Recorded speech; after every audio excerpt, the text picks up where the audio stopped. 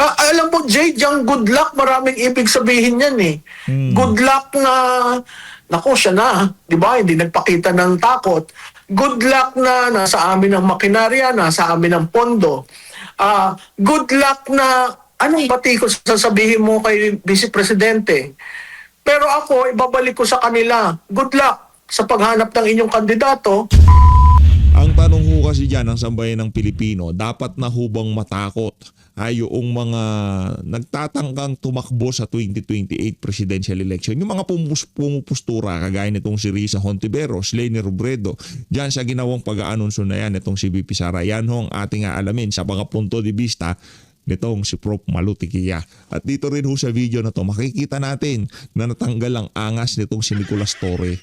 Hinahanap po natin yung mama na napakaangas, yung tipong noong sinasambit niya yung mga katagang kakaladkarin ko yan. Natanggal ho, ika nga nawala ho yung Nicolas Torre na yun. Yun hong hinahanap natin dito mga kababayan. Kasi napakaangas ho talaga ng mama na yan. Nakita niyo ho yung kanyang inasal mula doon sa KOGC Siege, especially doon sa Villamor Air Base. Nakita niyo ho kung gaano kahambog yang si Nicolas Torre. Ang pinakakinagagalitan ho talaga natin dito sa mama na to, yung ginawa niya kay dating Pangulong Rodrigo Duterte, tapos susunod yung kay Pastor Kibuloy, yung ginawa niyang panggigipit sa mga miyembro ng KOJC. Napakarami hong kabalahuraang ginawa yung mama na yan. Kaya ang hinihintay natin ang pagiging presidente ni VP Sara para ika nga mailagay sa pwesto kung saan man ang dapat kalagyan itong si Nicolas Torre. At dito rin ho sa video na to, papasalamatan ho natin yung mga ngayon pa lang ay nagpapakita na ng napakatinding suporta dito kay VP Sara. Itong si Ma'am Ella Max, asawa ho nitong si Alfred Watermax. Palakpakan ho natin. Ngayon pa lang talagang napakaaga, no? Talagang yung pagsuporta kay VP Sara ay talagang ramdam na ho natin. At tayo ho dito sa PH Update, mag-green na rin ho tayo, magpapalit na tayo ng background. Sa mga susunod na video, aayusin na ho natin ang ating setup para maipakita na pagka na pinapanood nila ang PH Update, automatic na yun. Higa nga Sara Duterte na automatic na talagang susuportahan ho natin itong si Vice President Sara Duterte. Pero bago ho lahat ng yan, isang like at isang subscribe. Masaya na ho tayo dyan at sa mga gusto sumali sa ating community, yung join button, nandyan lang ho sa baba. Re-recta na ho tayo ngayon. Dito kay Nicolas Torre. Palakpakan ho muna natin itong si Ma'am Ella Max. Asawa ho nitong si Alfred Watermax. Ano ho yan? Mga businessman ho yan na mga vlogger. Maraming salamat ho sa napakaagang suporta dito kay VP Sara. Re-recta na ho tayo ngayon dito kay Nicolas Torre. Panoorin ho natin ito mga kababayan.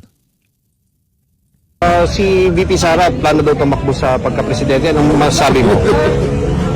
No comment. No comment. Talaga. We're not political here, ha? We're not political here. Hindi, Brad. Anong masasabi mo? Malapit ka nang malagay doon sa tama mong kalagyan. Anak ng tokwa, meron ka pang pakwelyo-kwelyo ng asul at pula, ha? Nagpaplano ka ba maging senador, Brad? Anak, walang pwesto sa pamahalaan nang makakapagsalba sa'yo sa galit ng sambayan ng Pilipino. Okay? Kung inaakala mo sa do or die din ho itong mama na to Pagka hindi siya naging senador, anak ng tokwa, may kalalagyan ka, Brad. At sigurado ako hindi ka magiging senador. Kung yung circle mo, yung mga dilawan, mga pinklawan, hindi naman solido yung mga yan. Pinupuri ka ng mga yan dahil bayad yung mga yan. Diba? Pinupuri ka ng mga yan dahil ika nga nasa payroll yung mga yan. Ayun, yung iilang nabobola nilang mga kababayan natin, sisiguraduhin namin dito sa PH Update natin, dito sa PH Update, imumulat natin ang kamalayan ng bawat isang Pilipino kung gaano kasiraulo tong administrasyon na to at lahat ng ginawa nilang kabalbalan sa ating bansa sa nakalipas na 6 na taon. Kung aabot man tayo sa 2026 kasi base sa sitwasyon ng katawan nitong si Marcos Jr., parang mabilis na lang ho yan Baka nga hindi na umabot ng 2028 ay maging presidente si VP Sara. Diba? Kung umabot kung 2027 biglang maging presidente si VP Sara, bonus na lang yung 27-28 sa kanya. Kumbaga itutuloy niya ang pagiging presidente niya. Bibigyan siya ng panibagong 6 na taon ng sambayan ng Pilipino. At doon na tayo magtsatsacha. Anak ng tokwa. Tsacha na. Diba? Gawin na nating from 6 years, gawin nating 20 years. Ang termino nitong si VP Sara. Hayaan natin yung mga iyakin sa gilid na bakit 20 years, di ba? Bigyan naman natin pagkakataon yung iba. Ano pagkakataon yung iba? Yung kagaya ng mga dilawan at tinklawan? Kagaya nitong si Marcos Jr. Anak ng tokwa, babagagin na naman na sambayan ng Pilipino pag nagkataon. Ito, tuloy natin. Saka na yan. Thank you, sir. Next question. Si VP Nakanato. Nicolas Torre. Kung ako sa'yo, yung magpatayo ka na ng altar sa bahay nyo, lahat ng sulok ng bahay mo palagyan mo ng altar. 'Di ba? Maglagay ka na sa bawat lamesa sa bahay mo, lagyan mo ng nobina. Tsaka yung sinusuot ng mga nagdadasal. Isuot mo 'yon. Magpari ka. Kailangan mo nang tawagin lahat ng santo pag nagkataon, pag naging presidente. Anak ng towa. Pagka uhulihin ka na, talagang pupunta ako. Kung ano man ang kaso mo. Pero sigurado meron kang kaso. Pupunta ako doon. Sasabihin ko lang yung mga katagang, pagka hindi tumayo yan, kakalad ka rin ko yan. Hindi, kahit di mo naririnig, okay lang. Pag nasabi ko yung mga kataganan, okay na ako. Masaya na ako nun. No? Kumbaga, quits na tayo. Kunyari, di ba? Kunyari, huhulihin ka na. Ayaw magpahuli. Meron ka ng warrant of arrest. Binabasahan ka na sa kanal. Kahit sumasama ka na, sasabihin ko, pagka hindi tumayo yan, kakalad ka. Eto, punta na po tayo. Joke lang, ikaw naman, Nicolas Torre, hindi ka na mabiro. Nag-iiba ka agad ng, temperatura mo, di ba? Okay, Prof. Malutigiyaw tayo. This is a very, very good strategy. Kasi, ang banat na nila dahil nag-declare, no? Ulit, sasabihin ko, ang declaration hindi ibig sabihin sigurado kang tatakbo. Ang declaration ay nagsasabi ka ng ganyan dahil marami kang aayusin. Yeah. Sa Estados Unidos, merong Presidential Exploratory Committee. Yan ay nag-e-explore, tatakbo ba ako o hindi, bago talagang maghayagan, no? Itong ginawa ni Inday Sara, nag-declare siya ng intention niya na tatakbo, no? Hindi ibig sabihin niya na talagang tutuluyan, maghahanda. Kaya ako'y natutuwa dahil may 28 months. Ano ba ang traditional? Usually yan 18 months before election day. O edi may sobra akong 10 months para maayos ang kanyang planong tumakbo. Yan yung kay Vice Presidente, maayos niya, no? At makikita natin diyan, wala siyang partido, wala siyang pera, wala siyang line-up, wala siyang Vice Presidente, wala siyang kandidato sa House, sa House, sa Senate, at saka sa local government. Kailangan mo yan para sa presidential campaign, no? At dahil iba ang politika niya, mamimili at mamimili. Kanino ba ako tatayo? Sino ba ang dadalhin ko? May isa na nag-suggest itong agang ito, no? Na may sisterhood kami sa Davao. Pwede ba maging safe zone yan ni Inday Sara? May mga ganun. So, may mga individual na nagsasalita na, may mga individual na nagpaparating na sa kanya na pasensya ka na ba? Nakapirma kami dun sa una pero napilitan lang kami. Pwede ba kaming pumunta? Kung pupunta ka at tatawid ka, anong partido? Ito yung mga realities on the ground na kailangan maiayos. So napakahalaga na makonsolidate yung kanyang grupo, yung mga Duterte, at papalakas. Iba pa yung may additional dahil alam naman natin ang politika is additional. Whether you like it or not, it's additional. Ito nito sa impeachment kasi alam natin numbers game ito. Nakikita nyo rin po ba na sa hanay po na dyan sa, lalo na una, dyan sa Kamara, either dyan ba sa komite o di kaya sa kabuuan sa plenaryo, maiiba ang magiging tahak nitong proseso or itong impeachment case po laban kay VP Sara? Oo, may iba yan. Saan ka naman nakakita? Ikaw ha, ulit. Ang mga politiko, very particular yan sa numero. Kung nakikita mo yung nagdeklara kahapon ay siya ang leading candidate, ikaw pa naman isasagasa dyan? Oo, hindi niya hawak ang COMELEC, yung mga traditional gatekeeper sa boto. Pero makita mo, pagbaba mo sa distrito mo, ang taong bayan, nagsasalita at nagtatanong, hindi ba magbabago ang iyong boto dyan? Ang balita ko, Admar, may 106 composed of party list and Northern Luzon Alliance, 106. Mababa yun dun sa 256. Na 256 ba nung impeachment na una, no? Yung bang 106 tatagal?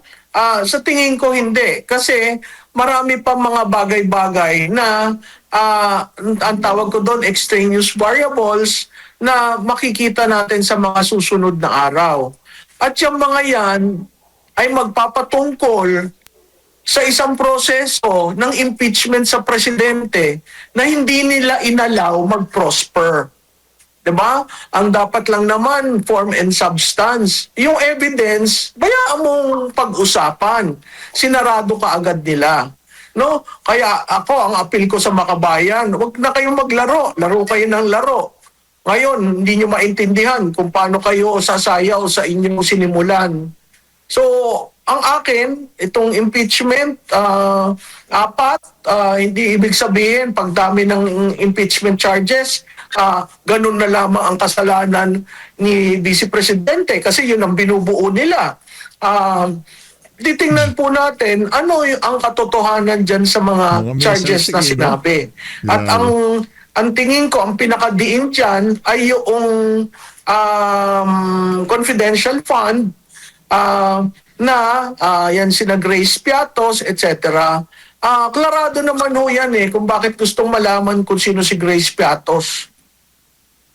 Opo. At kayo po ba ay sumasang-ayon kasi in relation po dun sa issue ng impeachment din? Kasi nakapanayam kahapon ng media itong si Deputy Minority Leader Egay Erice at naitanong sa kanya kung sigurado ba na makakatakbo at ang sagot niya itong si VP Sara at ang sagot niya kapag na-convict daw si VP Sara dito sa impeachment magagalit daw yung kanyang mga supporter which is sa mga survey nga talagang mataas yung kanya nakukuhang grado, baka raw mag-gather pa ng public sympathy at kahit sinong Duterte ang lumaban ay manalo. Kayo po ba'y sumasang-ayon dito po, Prof?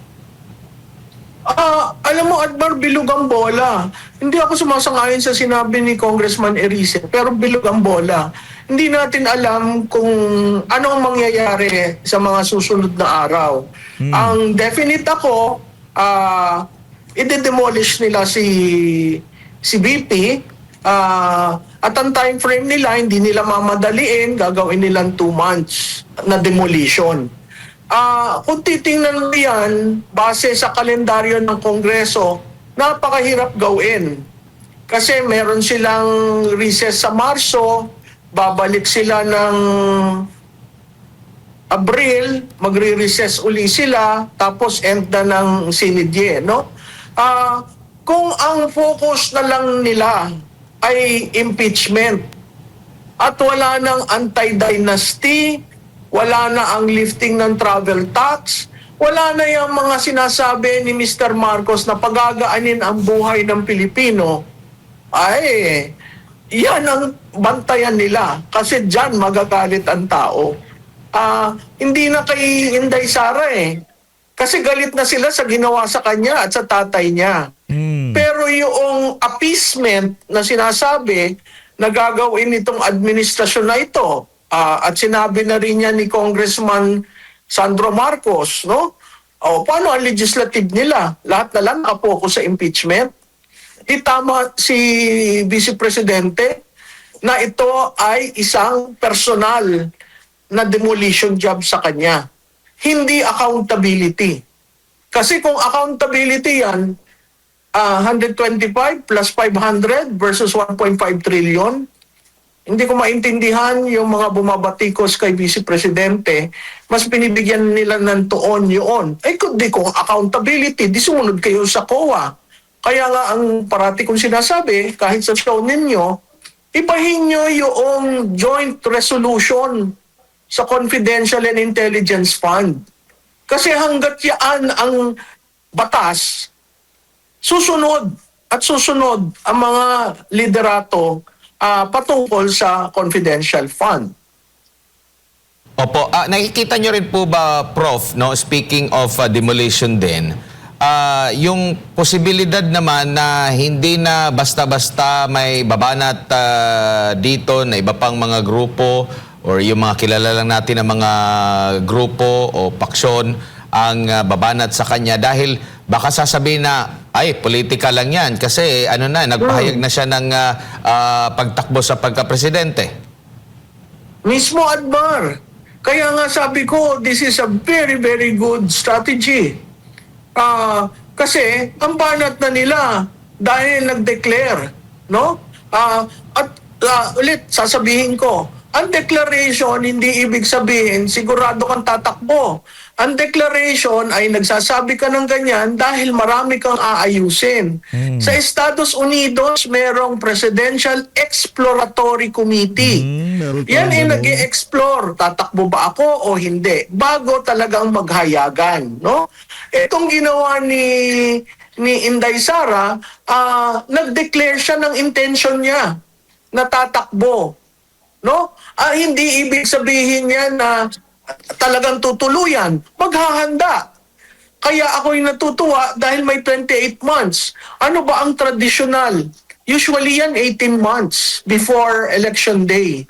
O edi may sobra akong 10 months para maayos ang kanyang planong tumakbo. Yan yung kay Vice Presidente, maayos niya, no? At makikita natin dyan, wala siyang partido, wala siyang pera, wala siyang line-up, wala siyang vice presidente, wala siyang kandidato sa House, sa House, sa Senate, at saka sa local government. Kailangan mo yan para sa presidential campaign, no? At dahil iba ang politika niya, mamimili at mamimili. Kanino ba ako tatayo? Sino ba ang dadalhin ko? May isa na nag-suggest itong agang ito, no? Na may sisterhood kami sa Davao. Pwede pa maging safe zone yan ni Inday Sara? May mga ganun. So, may mga individual na nagsasalita na, may mga individual na nagpaparating na sa kanya na pasensya ka na, nakapirma kami dun sa una pero napilitan lang kami, pwede ba kami pumunta? Kung pupunta ka at tatawid ka, anong partido?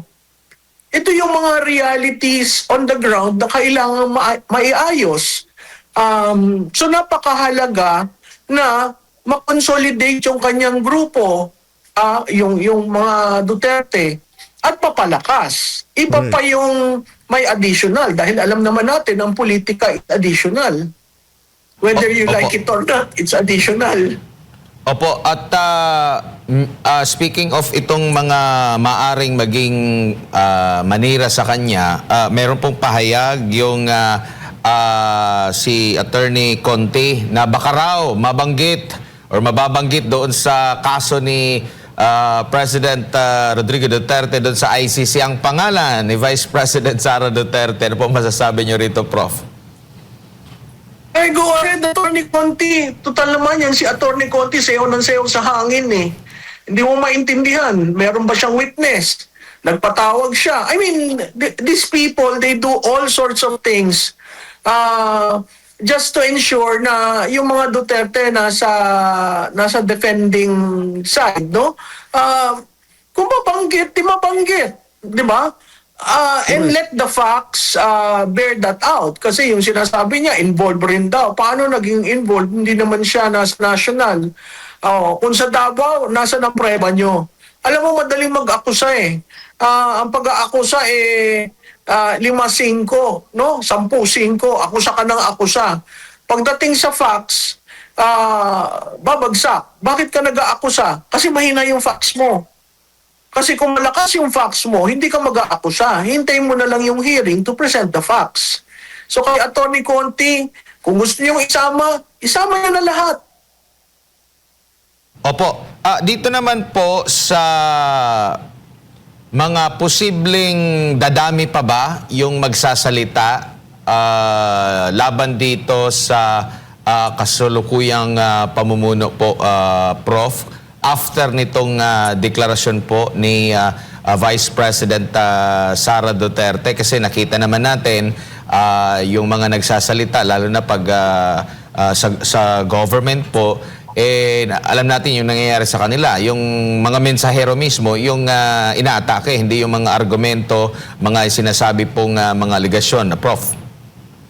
Alam mo, Admar, tama ka, no? Magsasalita ba? Ako'y naniniwala na ang pahayag ni Vice Presidente Inday ay magpapalakas ng kanilang loob.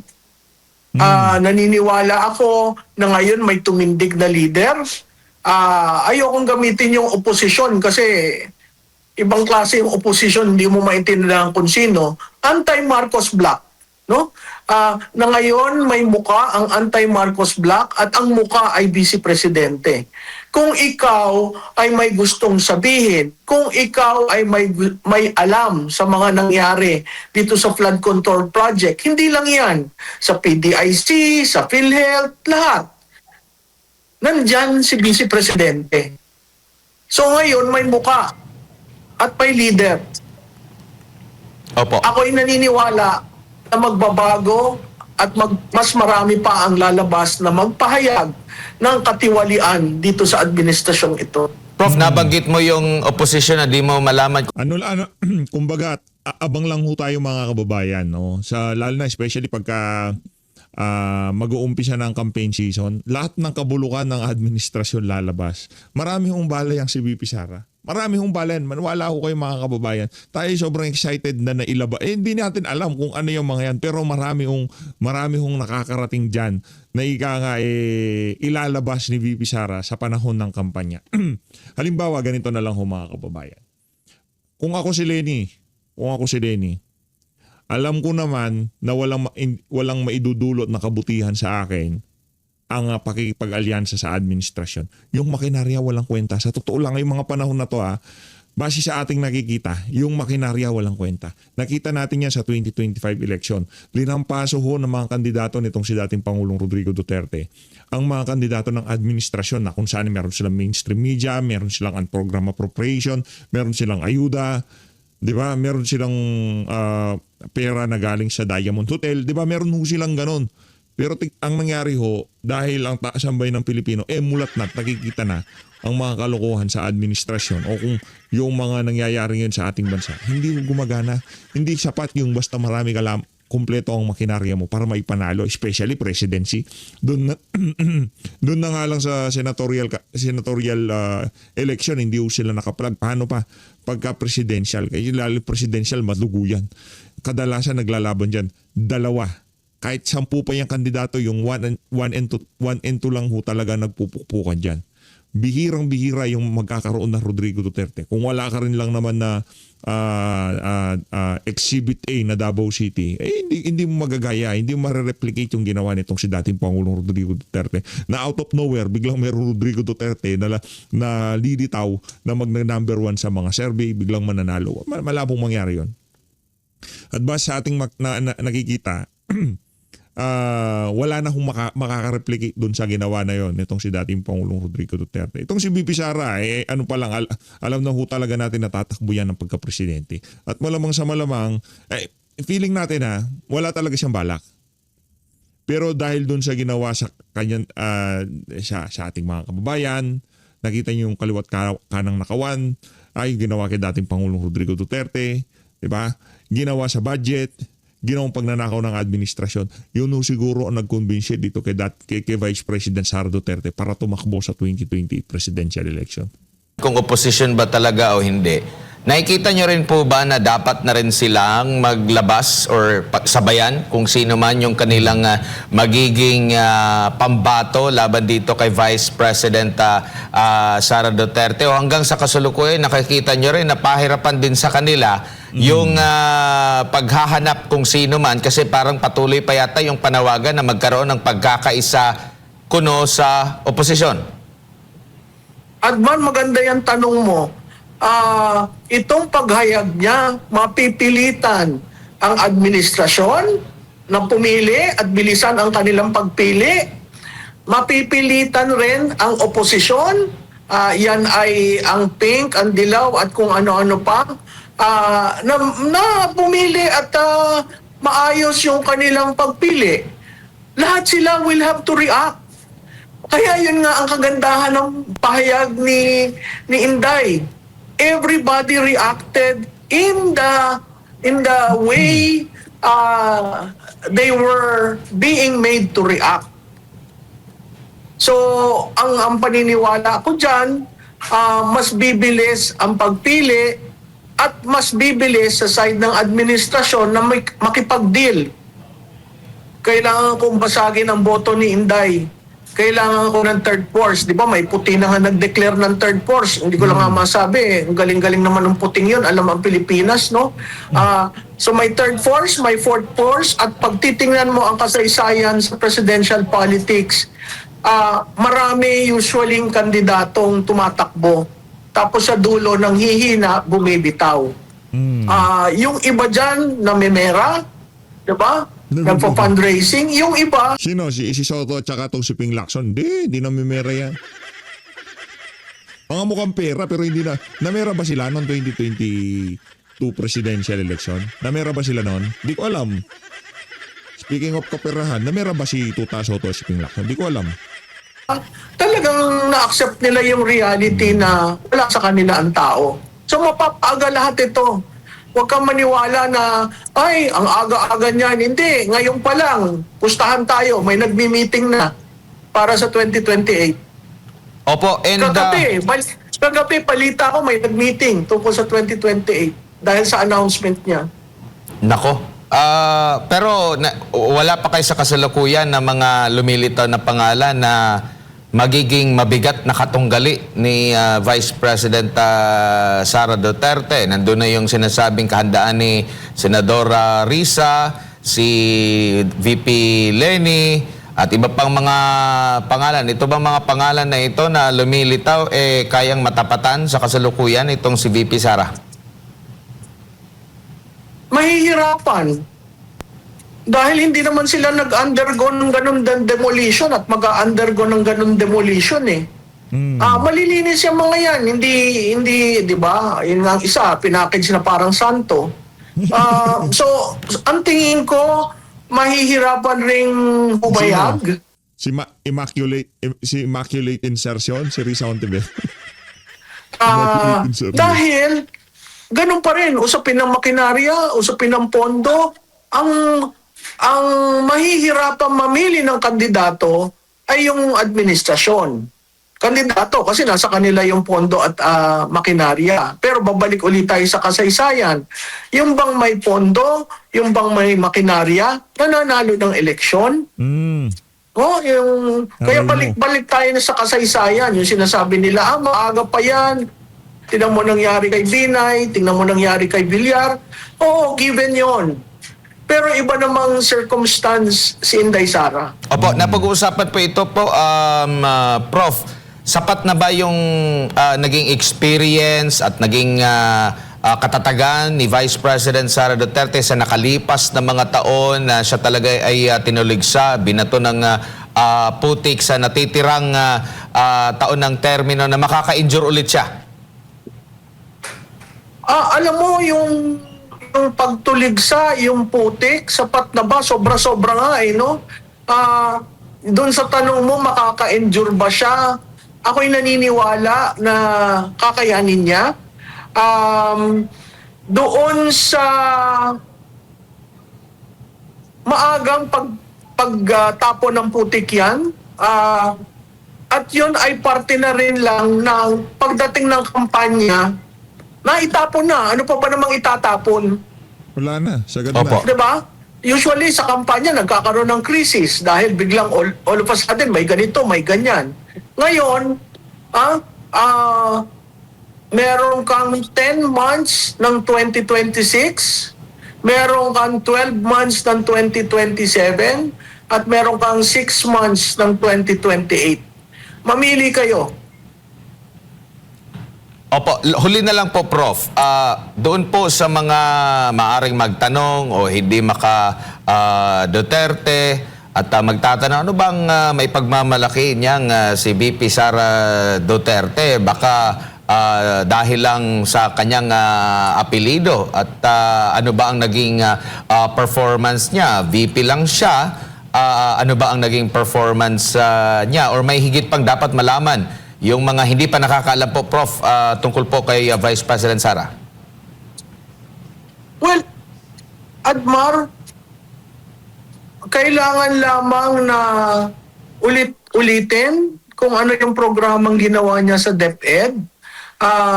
Ang isang natatandaan ko dyan, siya ang nagbigay ng less administrative load sa teachers.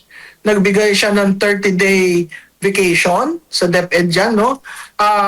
Napuntahan niya ang last mile schools at nasa ayos niya yan. Sa pagiging vice-presidente, kahit lumiit yung pondo niya, ano ang tumatak sa akin? Pag may bagyo, nandun siya. Bagyo, lindol, sink ng vapor, nandun siya. Sama siya sa taong bayan, pag may namatay na sundalo, pumupunta siya doon. Bakit? Kasi isa siyang reservist at mahalaga sa kanya ang seguridad. So kung sasabihin mo, wala namang nagawa yan, vice-presidente lang. Alam po nyo, ang role ng vice-presidente ay spare tire. Nandun sa tao, sa katauhan ng vice-presidente, kung paano niya gagawing meaningful at effective ang kanyang tungkulin. Hindi siya tumigil. Hindi siya nalugmok nung siya'y dinemolish at dinedemolish. Bagkus, pumupunta siya sa taong bayan.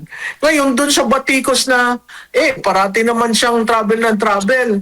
Kayo kung ang tatay niyo'y dinala sa isang foreign country na against sa will nung tao, hindi ba kailangan nandun ka rin? Hindi ba pagiging pamilyang Pilipino yung tutulungan mo ang tatay mo, sisiguraduhin mo okay siya? So, kung titingnan mo, totalin mo ang nagawa ni Vice Presidente, mas markado pa nga kisa sa Presidente hindi mo maintindihan kung saan siya talaga. At kung ikukumpara mo naman, Prof, as a Jade po ito ulit, kay Pangulong Bongbong Marcos Jr., si Vice President Sara Duterte, ay naobserbahan, napapansin natin yung pag-iikot nga, hindi lamang sa labas ng bansa, kundi mismo dito sa ating bansa. At alam niya mismo yung pulso ng ating bayan. Oo, alam mo, malaking bagay yan sa isang national leader. Siguro sa local, hindi masyado. Kasi ang inaalam mo yung ano nangyayari sa barangay. Pero ito, yung mga lugar na hindi pinupuntahan niya. So sa kanya, hindi porke malayo ka, ilan lang ang botante dyan, hindi ko na pupuntahan. Iba nga ang molde, iba ang mold ng Inday Sara. Kaya napakahirap sa mga politiko na tatamad-tamad ang maintindihan siya. On the other hand, napakahirap sa isang politiko na masipag at mahal ang kanilang constituent na hindi mo kakargahin si Inday Sara dahil wala namang kayong pinagkaiba. Prof, pahabol ko lang, Prof. Sino po or meron po bang dapat na criteria kinakikita na dapat na maging katandem ni Vice President Sara para solido po pagdating sa 2028? Alam mo, maraming mga pangalan na, kita mo biglang naglabasan na ngayon ang mga pangalan. Sabi ko, ang bilis naman yan. Sa tingin ko, critical ang Luzon. Strategically, in terms of votes, 54% ang Luzon. Kaya mo ba kung Mindanao at Visayas ka, pwede, pero sisikuhan pa kayo sa Visayas. Central Visayas pwede. So, siguro kailangan yung magiging vice presidente niya, kino-complement siya. May bata si Inday, siguro yung vice presidente pwedeng mas may experience sa kanya. May sariling natural group.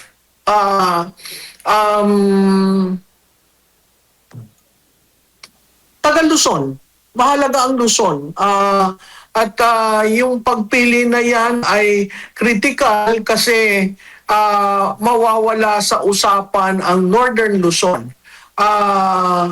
Northern Luzon ba? Hindi naman.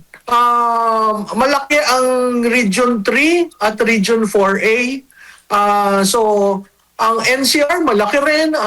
So, tingnan natin. Meron nag-float na babae sa babae.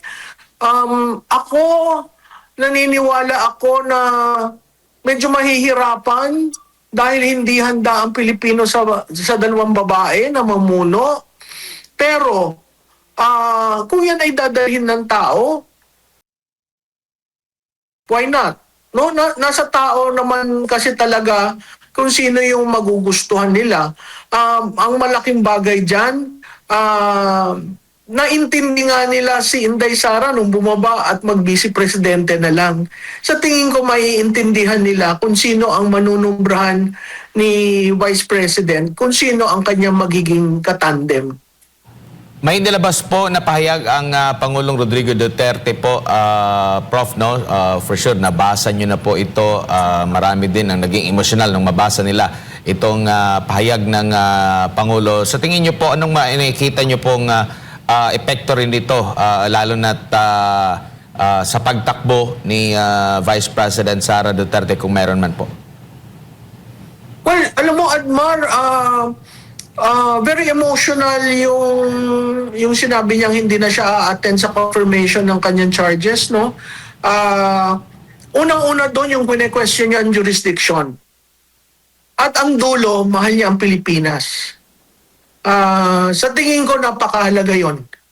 Dahil makikita mo na hanggang ngayon, iniisip niya ang bansa. At makikita mo na hanggang ngayon, kung nandun siya dahil sa extrajudicial killing na sinabi rin niya dyan sa sinabi niya na wala siyang ginawang ganon at parte ng programa, makikita mo na ang Duterte gagawin ang kailangan masaayos lang ang bansa. So, yung paglabas niyan, nagulat ako, nung binasa ko, naging emotional ako, paulit-ulit kong binasa, uulitin ko, no, hindi siya ang kandidato ko ng 2016. So, makikita mo na hanggang ngayon, ikaw ini-rendition na, ang iniisip mo pa rin yung bansa mo. So, malaking bagay yon dahil nasubukan na ng taong bayan si President Rodi ng 6 na taon. Ito pa yung ginante ng isang Marcos. So, may kabuuan yung mga yan. At sa tingin ko, pagdating ng 2028, makikita natin overwhelmingly ang impact ng mga ginagawa nila. Opo. Prof, ngayon, siyempre, marami nakikita natin. Sabi mo nga kanina, may mukha na. Yung taong bayan, may direksyon na, may signal na doon sa mga pro-Duterte na ito na nga ay tatakbo si Vice President Sara Duterte. Papaano naman po doon sa proseso ng ating halalan? Dapat ba ngayon pa lang ay paghandaan na po ito ng Commission on Elections? Lalo na't marami po ang nagdududa nung mga nakaraang eleksyon. Oo, nako Jade, yan ang problemang isa pa. Meron nga akong kausap, ang sabi, anong gagawin natin kay Chairman Garcia? Sabi ko, wala, naandyan siya, may term siya, di ba? Sa tingin ko, mag-expire yung term niya several days before the election. So, kailangan Nako, problema yan. So kung gagawa man siya ng kabalbalan, magdalawang isip siya dahil ang papalit sa kanya, ang mag-a-appoint din pala si Marcos Jr. Handaan. At kailangang ayusin. Nakita nyo naman sila doon sa paghahanda sa BARM election. Diba? So kailangan ayusin. Hindi naman pwede ang COMELEC na nang tutulog pag walang eleksyon, pag dating sa eleksyon, doon lamang gagalaw. So kailangan ayusin yung voters list, kailangan ayusin yung problema na nangyari noong 2025. 'Di ba? Maraming bagay eh. At dito sa hanay siguro ng mga supporters ni Duterte, kailangan magsama-sama lalo na yung may mga tech know-how kung paano babantayan ang boto. Ganitong kaaga, kailangan planuhin 'yan. Opo, lalo na't may pahayag po ang palasyo. Good luck. Sa tingin po ninyo, bakit ganun ka-confident ang administrasyon patungkol nga po dito o kaugnay nga dito sa deklarasyon ng Vice Presidente tatakbo sa pagkapangulo? Alam mo, Jay, yung good luck, maraming ibig sabihin yan eh. Good luck na, naku, siya na, di ba? Hindi nagpakita ng takot. Good luck na nasa amin ang makinarya, nasa amin ang pondo. Good luck na, anong bati ko sasabihin mo kay Vice Presidente? Pero ako, ibabalik ko sa kanila, good luck sa paghanap ng inyong kandidato.